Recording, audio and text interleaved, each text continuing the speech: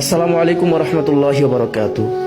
একজন মেয়ে একজন আলেমকে প্রশ্ন করলো, মেয়েদের সৌন্দর্য যদি লুকিয়ে রাখতে হয় তাহলে আল্লাহ তাআলা মেয়েদেরকে এত সৌন্দর্য দিল কেন? তখন আলেমটি বলল, মামুনি আগে এটা বলো, তোমার হাতে কি, আর তুমি কচ্ছপের মতো হাঁটতেছো কেন? তখন মেয়েটি বলল, আমার হাতে ডিম, জোরে হাঁটলে ডিমগুলো ভেঙে যাবে, তাই আস্তে আস্তে হাঁটতেছি। তখন আলেমটি বলল, ডিম ভাঙলে সমস্যা কি? ডিম তো ভেঙে খেতে হবে, তাই না? তখন মেয়েটি বলল, কি যে বলেন হুজুর, ডিম ভাঙলে তো সর্বনাশ, ডিমও যাবে, রাস্তাও নষ্ট হবে, আবার এটার মধ্যে কেউ পিছলে পড়ে আমাকেই বকা দিবে। তখন আলেমটি বলল, তার মানে কি তুমি ডিম ভেঙে খেতে চাও না? তখন মেয়েটি বলল, ডিম ভেঙে খাবো তা তো বুঝলাম, কিন্তু রাস্তায় ভাঙবো কেন?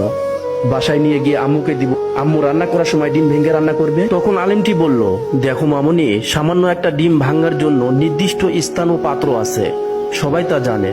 অথচ সৃষ্ট জগতে শ্রেষ্ঠ নারী জাতির সৌন্দর্য যেখানে সেখানে প্রদর্শন করবে, নির্দিষ্ট স্থান থাকবে না এবং পাত্র থাকবে না, সেটা কি যুক্তিসঙ্গত হলো?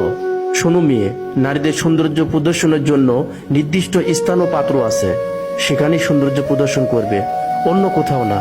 একজন নারী সৌন্দর্য প্রদর্শনের স্থান হলো তার ঘর, আর নারীর সৌন্দর্য দেখার একমাত্র অধিকার হলো তার স্বামীর, অন্য কারো এই অধিকার নাই। ইসলাম নারীর জন্য পর্দা করা ফরজ করে দিয়েছে, ঘরের বাইরে যেতে হলে অবশ্যই পর্দা করতে হবে। তোমার সৌন্দর্য যেন অন্য কেউ না দেখে, তুমি তোমার সৌন্দর্য যেখানে সেখানে প্রদর্শন করতে পারবে।